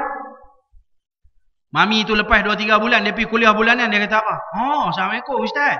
Ustaz, lepas Ustaz pergi, mami ingat tak jadi pergi dengan Ustaz, nak pergi rumah dia tu, adik-beradik, rumah cucu di Kuala Lumpur. Ustaz pergi jangan. Mami terus masuk hospital, kena operation, 7,000 kena Ustaz. Padan muka mami. Mami kedekut sangat kan, tak mau pergi umrah. Tengok Allah Ta'ala dia maha adil, dia perhabis pergi kot mana. Lah perhabis bagi kat hospital. Betul tak? Lebih baik mami ikut saya pergi perhabis di sana lagi bagus. Ni semua perangai mami Tanjung, kedekut di hidung masin semua. Bukan orang sini ni, cerita Zimbabwe memang. Allahu Akbar. Alladhi barakna hawlahu. Tengok. Allah Ta'ala kata dalam ayat tersebut, yang kami berkati di sekelilingnya. Di sekeliling apa? Minal masjidil harami ilal masjidil aqsa. Daripada Allah Ta'ala perjalankan Nabi Muhammad daripada masjidil haram ke masjidil aqsa. Yang kami berkati di sekelilingnya. Ulama dia bahas dalam bahasa Arab, nya tu merujuk kepada siapa? Merujuk kepada Nabi Muhammad ke merujuk kepada Masjidil Aqsa? Maka ada ulama mengatakan nya tu merujuk kepada Nabi Muhammad. Tang mana ada Nabi Muhammad, sekeliling itu Allah bagi keberkatan. Ada ulama mentafsirkan domirnya, ganti namanya tu kembali kepada Masjidil Aqsa yang kami berkati di sekelilingnya, sekeliling Masjidil Aqsa. Sebab tu tuan-tuan, sekarang ini orang Yahudi dia duk korek keliling Masjidil Aqsa, dia duk cari apa benda, dia duk cari tak tahu. Macam-macam cerita. Pasal apa? Dia tahu keliling Masjidil Aqsa tu ada keberkatan. Sebab tu dia duk kawal Masjidil Aqsa. Dia tak bagi peluang kepada orang Islam. Habis dah masjid kita orang Islam. Dah kita duk bergaduh. Kita duk bergaduh macam-macam. Bergaduh pasal politik. Dia. Kita bergaduh pasal kedaerahan. Kita bergaduh pasal kita punya keturunan. Mamak dengan Melayu. Mamak sama mamak pun bergaduh. Mamak Tenganji dengan mamak Pete pun bergaduh. Melayu Banjar dengan Melayu Jawa pun bergaduh. Sama-sama kita pun kita bergaduh. Pasal Pulau Pinang, Tanjung dengan Seberang pun bergaduh. Tanjung punya perangai pula, Tanjung dengan balik pulau pun bergaduh. Allah, tu tak kira lagi persatuan-persatuan lagi. Tu tak kira lagi kita punya geng-geng lagi. Bergaduh, puak. Kita tak boleh bersatu. Sebab tu kalau orang Islam semua dia letak kalimah la ilaha illallah paling besar, dia tak akan heran dah kepada puak ke, keturunan ke, daerah ke, bangsa ke. Tu semua tak penting. Kerana Allah Ta'ala kata dalam Quran, yang paling mulia di sisi Allah, inna akramakum indallahi atqakum. Yang paling mulia adalah yang bertakwa kepada Allah. Maka tuan-tuan, ada peluang pergilah ziarah ke Masjidil Aqsa. Tapi tengoklah kalau masa-masa kita ada keamanan. Kalau tak ada keamanan, tak boleh. Maka tuan-tuan yang dirahmati Allah, lalu Allah Ta'ala kata terakhir penghabisan ayat ni, linuriyahu min ayatina. Allah bagi jadi peristiwa Isra' wal Mi'raj kerana Allah nak memperlihatkan tanda-tanda kebesaran Allah. Apa dia tanda kebesaran Allah? Paling besar sekali, Nabi Muhammad pergi bertemu dengan Allah. Mana ada Nabi dan Rasul pernah bertemu dengan Allah? Tak ada. Ada Nabi boleh cakap dengan Tuhan tapi tak pernah tengok. Nabi apa? Musa. Digelarkan sebagai Musa Kalimullah. Boleh bercakap, boleh sembang dengan Allah tapi tak pernah tengok Allah. Termasuk malaikat Jibril alaihi salam, ketua kepada para malaikat, hanya boleh sembang dengan Tuhan tapi tak boleh tengok. Satu-satunya makhluk Allah terhebat di muka bumi, terhebat dalam alam ciptaan Allah, Nabi kita Nabi Muhammad pernah bertemu dengan Allah Subhanahu wa taala tanpa hijab, direct tengok Allah. Macam mana tak tahu. Tapi Allah bagi kemuliaan kepada Nabi Muhammad. Lain pada tu semua tunggu kiamat, habis dah hisap masuk syurga baru boleh tengok Tuhan. Berapa ribu tahun lagi tak tahu. Tapi Nabi Muhammad 1400 tahun yang lampau pernah melihat Allah. Bukan sekali. Berapa kali? Berapa kali? 9 kali. Daripada 50 waktu sembahyang, korang 5 ulang daripada Nabi Musa pergi jumpa Tuhan. 9 kali bertemu dengan Allah. Allahu Akbar, hebat. Tuan-tuan, Nabi Musa biasa minta dalam Quran. Nabi Musa minta nak jumpa Tuhan. Nabi Musa kata, Rabbi arini anzur ilaika. Wahai Tuhanku, perlihatkan zatmu yang maha mulia. Aku nak tengok engkau, wahai Tuhan. Lalu Allah Ta'ala berfirman dalam Quran, qala lan tarani, engkau takkan boleh melihat aku wahai Musa, walakin inzur ilal jabali, tetapi kalau hang nak tengok aku, nak tengok juga, hang tengok dekat bukit tu, fa in istaqarra makanahu fasawfa tarani. Kalau bukit tu tak jadi apa, duk ada tangtu juga, mungkin hang boleh tengok aku. Falamma tajalla rabbuhu lil jabali ja'alahu dakkan wa kharra Musa sa'iqa. Ketika Allah nak zahirkan zat dia di bukit-bukit tersebut, bukit Turi Saina di semenanjung Sinai, Tuhan nak tunjuk pada Nabi Muhammad zat Tuhan yang maha mulia, dan Nabi Musa minta nak tengok juga. Lalu bukit tersebut hancur berkecai, Nabi Musa terpelanting, meletup terus, bukit tu jadi hitam sampai sekarang. Kalau pergi ziarah Mesir boleh tengok di semenanjung Sinai, kawasan tu semua bukit jadi warna hitam, tempat lain tak jadi hitam. Batu-batu dia macam kesan terbakar daripada dulu lagi. Lalu Nabi Musa jatuh tersungkur pengsan, bangun daripada pengsan, dia kata, wahai Tuhan, aku minta ampun, aku bertaubat, aku tak layak melihat engkau wahai Tuhan. Nabi Musa minta tapi Tuhan tak bagi. Nabi Muhammad tak minta pun nak bertemu dengan Allah, tapi Allah panggil jemput Nabi Muhammad untuk menerima satu anugerah, iaitulah boleh melihat zat Allah. Mana lagi hebat? Orang tengok contoh. Ada satu orang dia minta gelaran datuk dekat orang. Contoh. Baru ni saya pergi kat Tanjung, jumpa satu hamba Allah ni lah. Dia jumpa saya, dia kata, Assalamualaikum Ustaz. Ini Ustaz Syarami ke? Ni kita main geng 786 main geng ni. Ya saya. Ustaz ada kenal ke itu datuk? Saya ada mau itu minta dia tunjuk ke saya borang. Saya ada minta itu mau itu datuk punya, ini gubernur punya hari sudah dapat, sudah mari. Saya mau minta itu datuk lah. Ustaz boleh tolong recommend ke sama saya? Saya kata kat dia, saya pun tak kenal ilmu mereka ni. Tak apalah, nanti saya senang-senang saya bagi tahu. Dia teringin nak dapat datuk. Tuan-tuan, dalam dunia ni, lain pada datuk, gelaran atas lagi paling tinggi Malaysia, iaitulah Tun. Habis Tun tak ada siapa boleh bagi lagi besar. Yang boleh bagi saya, Tan Tin Tun. Siapa mau saat lagi tunggu beratok amal-amal, dia bagi Tan lagu tu, Tin lagu tu, Tun bagi lagu tu. Faham tak? Punya teringin nak dapat gelaran datuk. Mati tak bawa datuk, tuan-tuan. Orang bagi, terima, tak ada masalah. Orang tak bagi, jangan duk pulun. Bawa borang. Ni ustaz punya sekolah ada apa mau derma saya nak tulis sini. Dia kalau nak minta gelaran datuk, dia kena ada jasa. Buat surau ke, berapa ratus ribu kita dah biasa bagi kat orang. Kena tulislah punya jasa kan. Allahu Akbar, tuan-tuan. Hari tu Negeri Sembilan punya Tunku Jaafar ke apa? Dia panggil apa? Sultan ke apa? Yang di Pertuan Besar. Tunku Jaafar kan. Saya tengok dia mati dalam televisyen, dia baca talqin. Tuan-tuan tahu, Tok Imam Sak dia kata apa? Mufti dia kata apa? Wahai Jaafar, anak sekian-sekian. Ini nama Jaafar ah. Tu dia mana pi? Tunku Jaafar semua mana? Tunku Tan Tin Tun, Datuk Seri, Datuk apa semua mana pi? Tuan-tuan, mayat tak hilang lagi, orang tak panggil dah kita nama Datuk. Orang bagi tak ada masalah apa. Jangan duk pulun gila-gila pi duk kenji rata-rata. Ni bagi saya Datuk, bagi saya Datuk. Oh, tak ada heran lah. Bukan nak bawa mati. Orang bagi ambil.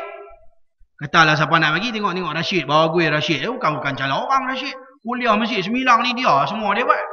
Semua ustaz dalam dunia semua dia kenal. Apa jangan duk main kat dia. Nampak tak? Dia bukan calon-calon orang, dia orang hebat. Dia imarahkan surau masjid.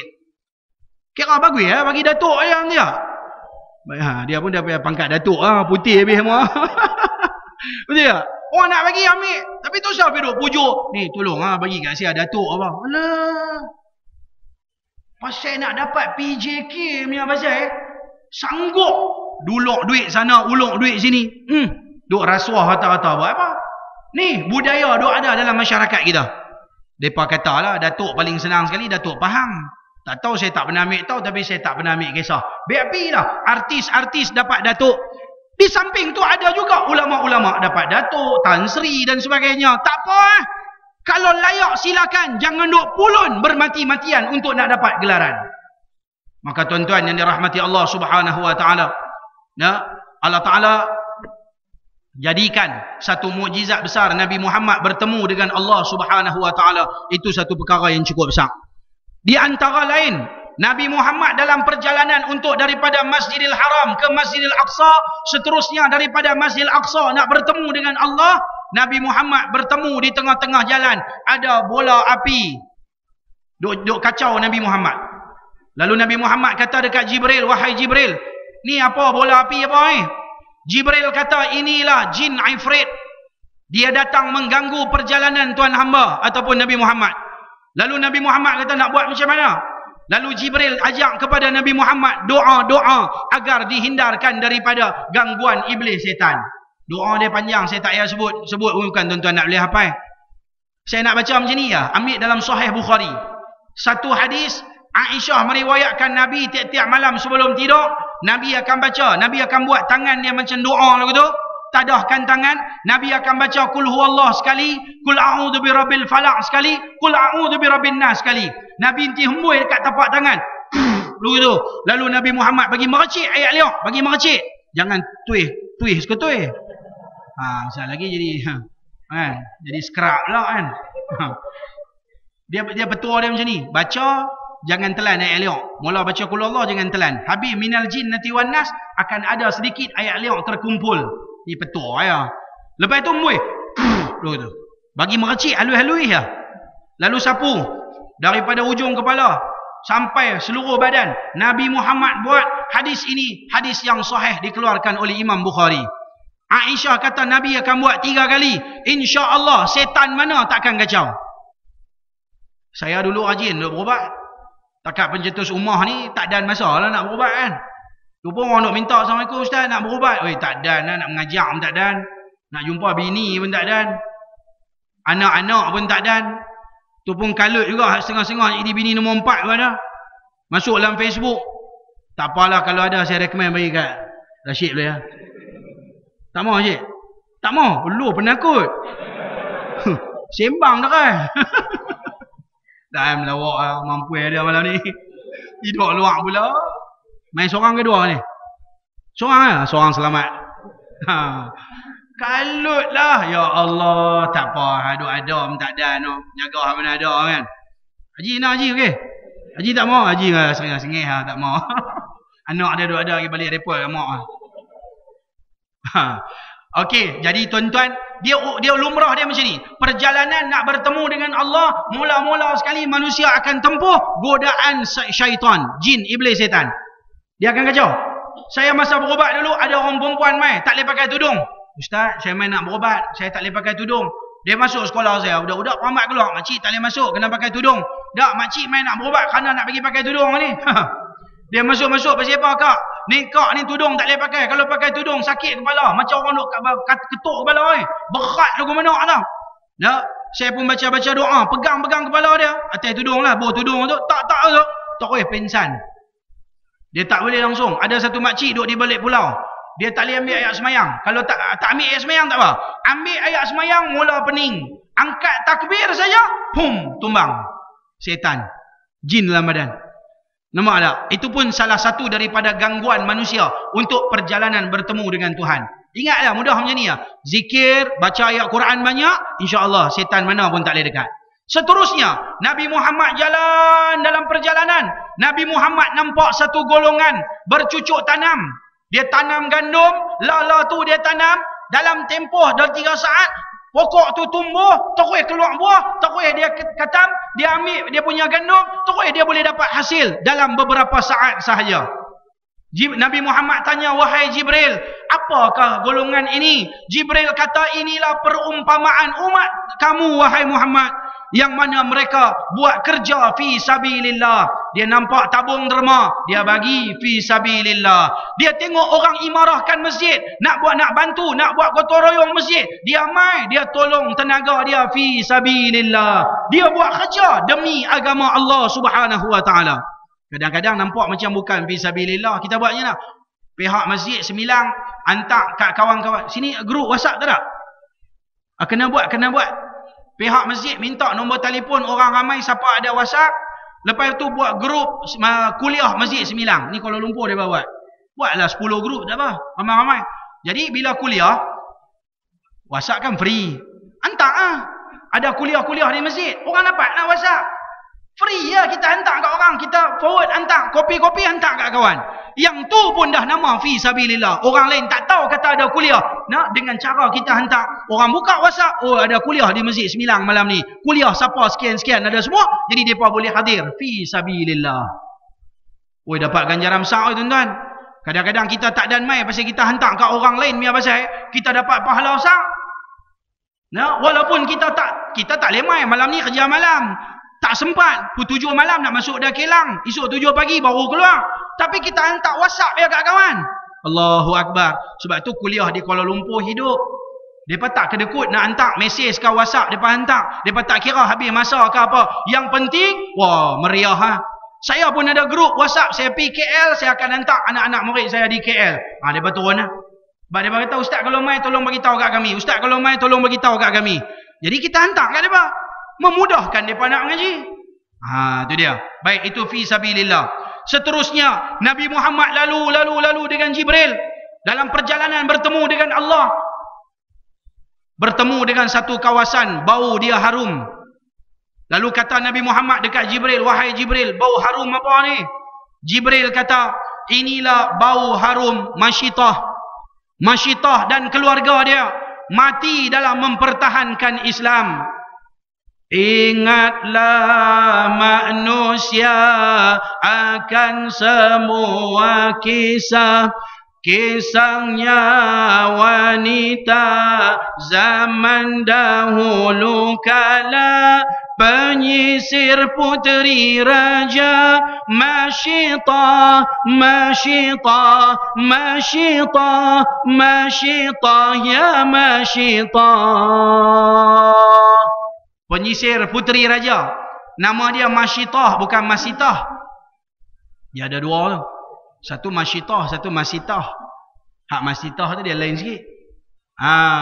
Alhamdulillah, nama bagus dah, Masyitah. Masyitah ni asal nama makna dia penyisir rambut. Orang yang tukang sikat rambut, nama dia Masyitah. Makna dia betul-betul. Di zaman Firaun ada anak perempuan, tukang sikat rambut anak perempuan dia ni, nama dia lain tapi gelaran dia Masyitah. Ketika dia beriman dengan Nabi Musa, sengak-sengak Firaun tak tahu. Ketika dia hari-hari duk maki dekat Firaun, geram kat Firaun. Firaun mengaku Tuhan. Satu hari terkeluar di mulut dia, ketika dia duk sikat-sikat, terlepas sikat, dia kata Bismillahi ta'isa Firaun, dengan nama Allah celaka Firaun. Lalu kata dengan anak Firaun, hang ada Tuhan lain daripada bapa aku ke? Dia kata betul, aku ada Tuhan lain daripada bapa hang. Tuhan aku, Tuhan hang, Tuhan bapa hang dan Tuhan sekalian alam. Hang mau tak kalau aku habaq kat bapa aku? Hang tak takut ke? Pi habaq kat bapa hang. Ingat aku heran dah. Itu bahasa kita kan. Tanjung mari ni. Ingat aku heran. Pi habaq hang bapa hang. Dia pun pi habaq kat bapa dia.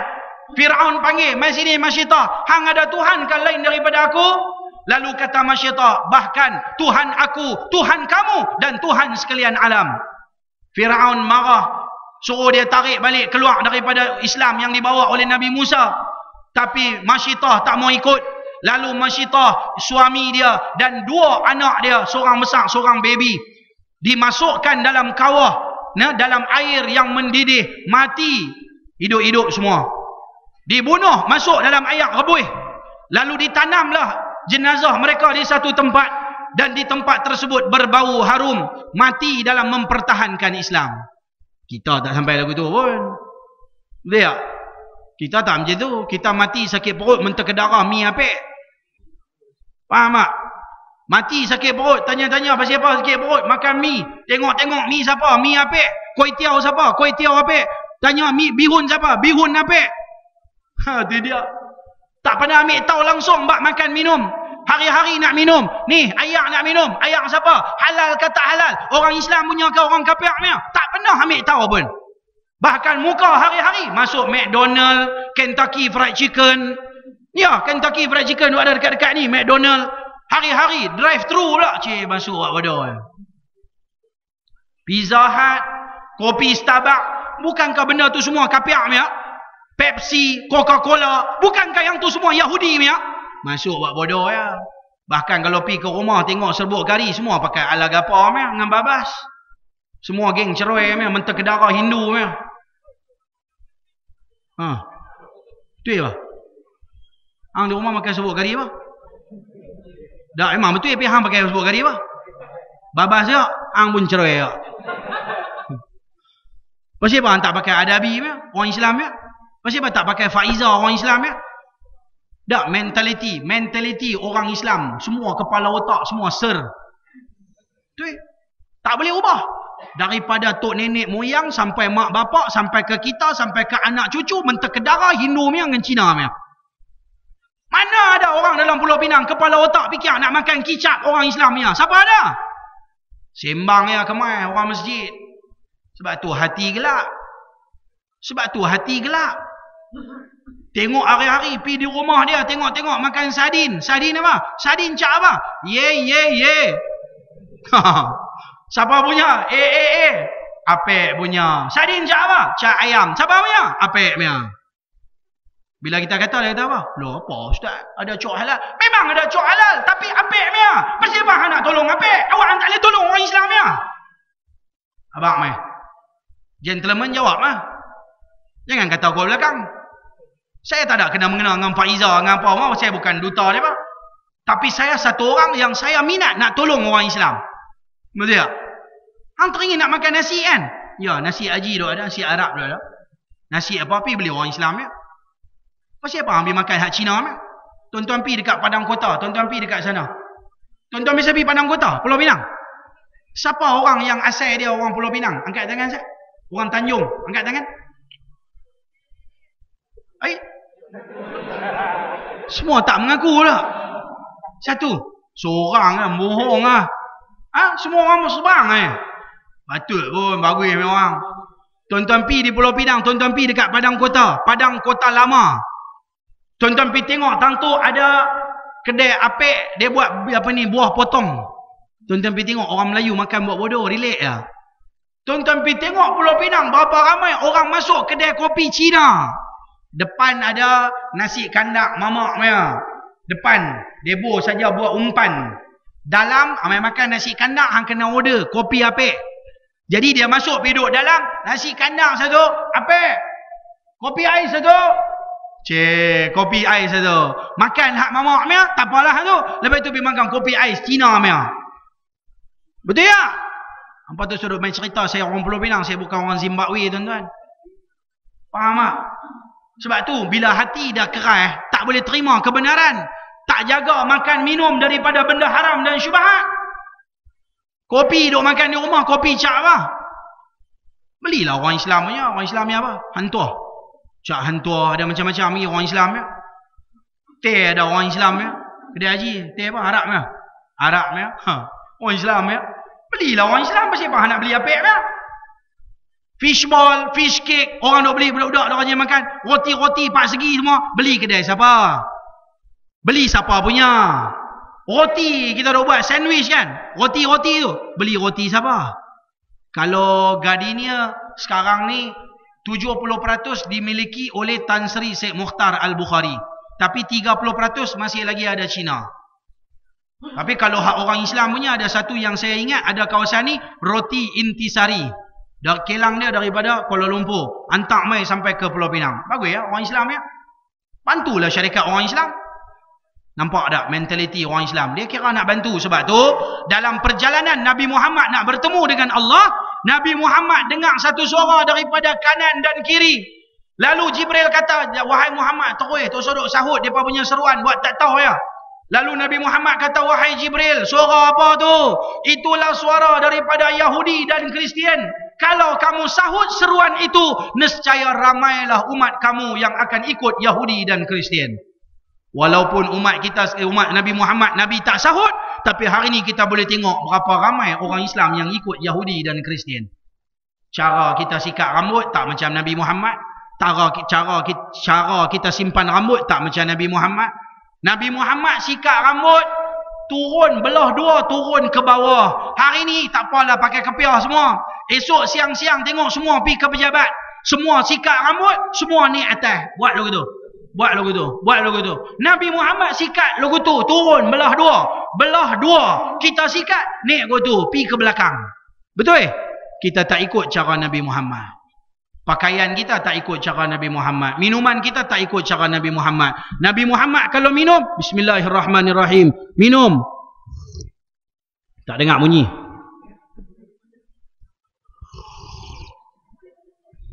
Tiga kali. Ada sedikit bunyi kan. Kita minum air panas, kita bunyi lagu tu. Kita minum air sejuk, kita tak buat lagu tu. Nabi Muhammad dia minum. Saya saja buat bagi kuat. Supaya tuan-tuan dengar. Nabi Muhammad minum lagu tu, kita minum lagu mana? Nabi Muhammad makan lagu mana? Kita makan lagu mana? Allahu Akbar. Tuan-tuan cek balik, buat checklist balik. Kita tak ikut Nabi Muhammad betul-betul lagi. Kita belum lagi kehidupan kita keseluruhannya ikut Nabi Muhammad. Agak-agaknya mati bolehkah Nabi Muhammad recommend masuk syurga? Sikit lagi saya nak sampaikan. Lalu Nabi Muhammad pun jalan. Nabi Muhammad nampak satu kumpulan. Mana? Satu kumpulan duk pikul kayu api. Kayu lah kayu. Nak cari kayu, nak cari kayu. Dia pikul kayu api. Bila dia dah dapat dah kayu api tuan-tuan, dia angkat tak larat, dia buka balik tali, dia tambah lagi kayu. Lagi tak larat, lagi tambah kayu. Terbalik, orang lagi tak larat, lagi buang kayu. Dia pergi tambah kayu. Nabi Muhammad tanya, ni siapa Jibril? Jibril kata, inilah perumpamaan umat kamu, wahai Muhammad.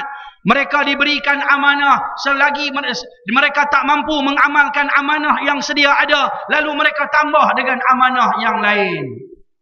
Amanah nak jaga anak bini pun tak termampu. Tiba-tiba pergi pegang pula jawatan kuasa masjid pula dah. Berebut pula dah. Kalut. Sanggup habis duit, sanggup bergaduh dengan orang. Semata-mata nak berebut. Dah berebut tak apa dah. Ni bukan sini cerita Zimbabwe ni orang. Dah dapat dah jawatan kuasa. Buatlah bagi imarah masjid. Dah, tak mau. Buat apa kita duk perhabis duit masjid mah kita simpan mah, duit masjid mah kita simpan. Ada masjid dalam Pulau Pinang, duit simpanan mereka hampir-hampir 500,000 juta. Ada? Tak buat apa pun, simpan dia duit. Pasal apa? Tak payah duit mau orang bagi kat masjid tu suruh buat apa? Oh, tu suruh buat apa? Orang bagi kat masjid untuk imarahkan masjid. Buat apa nak simpan banyak-banyak?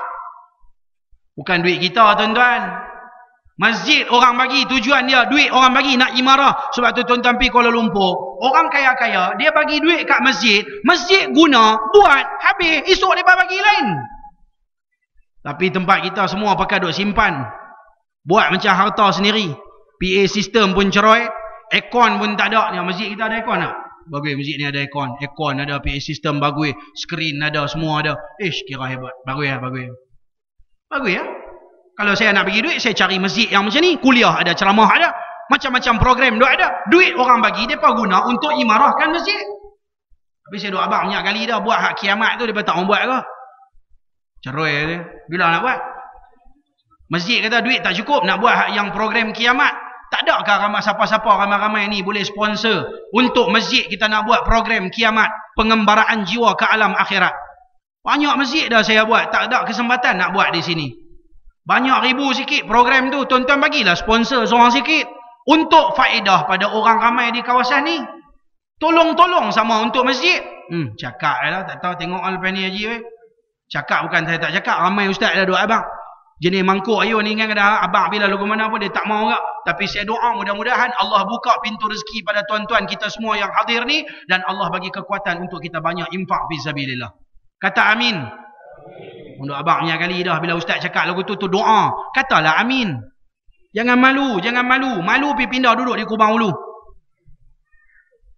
Seterusnya Nabi Muhammad teruskan dengan perjalanan. Nabi Muhammad SAW nampak satu kaum. Dia duduk kat tiang. Dia hantuk kepala dia bagi pecah. Lalu Nabi Muhammad kata, ni siapa? Wahai Jibril. Jibril kata, inilah perumpamaan umat Tuhan hamba yang meringankan sembahyang. Sembahyang keluar daripada waktu, tak ikut waktu yang sebenar. Nak tinggal sembahyang, tak pernah ambil kisah halal haram nak sembahyang ke tak mau sembahyang. Tunggu seminggu sekali ya sembahyang Jumaat.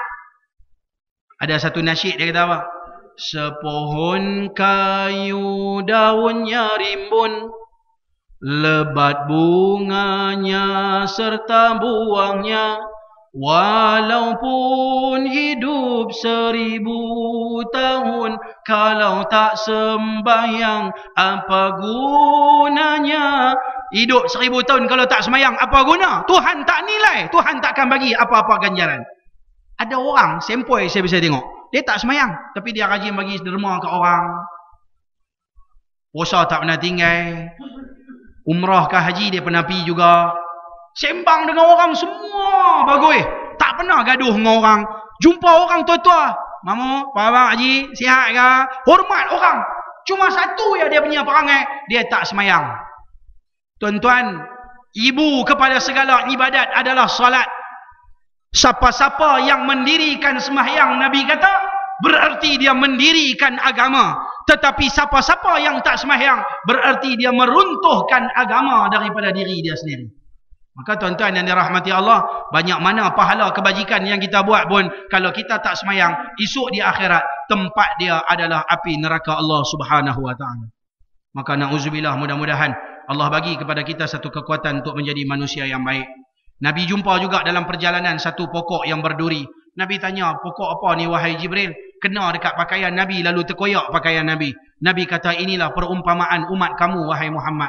Mereka suka duduk tepi jalan. Mereka suka melepak. Siapa-siapa lalu lalang, kerja mereka adalah mengumpat, memfitnah, mengkeji, mengutuk, mengkacau orang yang lalu lalang. Maka tuan-tuan, sebab itu Nabi larang kita umat Islam duduk melepak tepi jalan dan lalu lalang, ganggu orang yang lalu lalang. Banyak lagi benda yang diperlihatkan kepada Nabi Muhammad yang saya tak sempat sebut pada malam ni. Mudah-mudahan tuan-tuan apa yang kita dapat pada malam ni, Allah berikan kekuatan sikit pun kita dapat buat amalan dalam kehidupan kita insya-Allah. Jaga sembahyang kita. Jaga sembahyang kita, jaga ibadah kita. Ingat lagi 2 bulan nak masuk Ramadan. Apakah persiapan dan persediaan untuk menjadi seorang insan yang beriman dan bertakwa kepada Allah? Mudah-mudahan Ramadan akan datang bukan Ramadan adat tetapi Ramadan syariat. Tuan-tuan yang dirahmati Allah sekalian, di pintu masuk muslimin dan muslimat kita ada letak buku-buku wakaf untuk projek perkampungan Islam Yayasan Al-Filfilani yang sedang saya usahakan di Kampung Permatang Pasir, Balik Pulau, dekat dengan Kemak dengan Sungai Rusau, Balik Pulau. Tuan-tuan, bulan 7, bulan 8 ni insya-Allah lepas raya kita dalam nak start piling, nak bina masjid. Maka tuan-tuan, sekarang ni kami nak buat temporary tempat pengajian di tempat tersebut. Nah, insya-Allah selepas raya dalam Ramadan ni kami akan start pengajian dan saya minta tuan-tuan semua insya-Allah boleh buat wakaf RM25 satu lot kaki persegi untuk saham akhirat tuan-tuan. Kaki pun ada dua, buat dua kaki. Faham tak? Faham ke tak faham? Tak faham sudah. Dah saya habaq satu kaki RM25. Tuan-tuan ada dua kaki, buatlah dua kaki. Siapa buat satu kaki nanti jalan lompat. Tuan-tuan, nah, berapa banyak kita mampu buatlah. Ada orang buat 10 kaki, ada orang buat 100 kaki. Paling banyak saya jumpa satu orang dia buat 1000 kaki. Tu orang ada duit lah tu. Tuan-tuan bukan tak ada duit. Maka yang mana tuan-tuan yang berkemampuan buat saham. Saya nak bela 1000 orang, fakir miskin, orang buta, orang cacat, ibu tunggal, anak yatim. Saya nak letak di situ. Baru ni saya pergi ceramah satu tempat juga di Masjid Timah. Satu orang buta mai. Dia bawa mai, anak dia bawa mai, bapak dia buta. Saya kata, Pak Cik boleh baca Quran? Dia kata boleh dengar ya. Pak Cik tak pandai braille. Nanti saya buat perkampungan Islam. Pak Cik mai duduk di tempat saya. Saya ajak Pak Cik baca Quran dan baca kitab melalui kaedah braille. Tak ada. Lain pada di Pulau Pinang kena pergi duduk di St. Nicholas. St. Nicholas tempat Kristian. Buat apa orang Islam pergi jumpa orang Kristian? Orang Islam kena buat sendiri ya. Maka saya tolong orang Islam yang ada di Pulau Pinang. Tuan-tuan kena bagi kerjasama insya-Allah. Mudah-mudahan yang mana ada zakat tak sempat pada bulan ni, bulan Ramadan akan datang, tuan-tuan boleh hubungi di pintu-pintu masuk muslimin dan muslimat. Saya ada letak name card saya. Di name card tersebut ada nombor telefon, ada email, ada Facebook, nah, ada apa lagi? Ada nombor akaun bank. Maka tuan-tuan yang nak bagi sumbangan di masa-masa lain, tuan-tuan boleh masukkan dalam akaun bank yang kami sediakan di name card tersebut. Boleh tuan-tuan? Baik tuan-tuan, bagi mengakhiri program pada malam ni, kita pejamkan mata, kita baca la ilaha illallah beberapa kali, kemudian kita boleh teruskan dengan sembahyang Isya dan kita boleh bersurai. Tuan-tuan ikut saya baca dan baca dengan kuat, dengan penuh semangat. Nabi Muhammad pernah bersabda, "Jaddidu imanakum biqauli la ilaha illallah." Perbaharuikanlah iman kamu, kukuhkanlah iman kamu dengan sebutan la ilaha illallah. Ketika kita sebut, ingat dalam hati kita, aku hidup hanya untuk Allah, aku mati hanya untuk Allah. Apa yang aku buat dalam hidup aku, semuanya untuk Allah. Kerana tak ada Tuhan melainkan Allah. Allah saja Tuhan kita. Ingat, itu kesimpulan yang boleh kita sebut. La ilaha illallah, terjemahan dia, tiada Tuhan melainkan Allah. Makna dia, Allah Ta'ala saja Tuhan. Ringkasan. Ringkasan daripada la ilaha illallah, Allah saja Tuhan. Apa makna Tuhan? Tuhan adalah objektif utama dalam kehidupan kita. Misi dan visi kehidupan manusia. Allah. Itu makna Tuhan. Orang yang faham apa makna Tuhan, dia akan hidup untuk Tuhan dan mati untuk Tuhan. Faham tak tuan-tuan? Itu ringkasan yang boleh saya sebutkan. Kita sebut la ilaha illallah dengan penuh semangat. Silakan. La ilaha illallah, la ilaha illallah, la ilaha illallah, la ilaha illallah, la ilaha illallah, la ilaha illallah, la ilaha illallah, la ilaha illallah, la ilaha illallah, la ilaha illallah,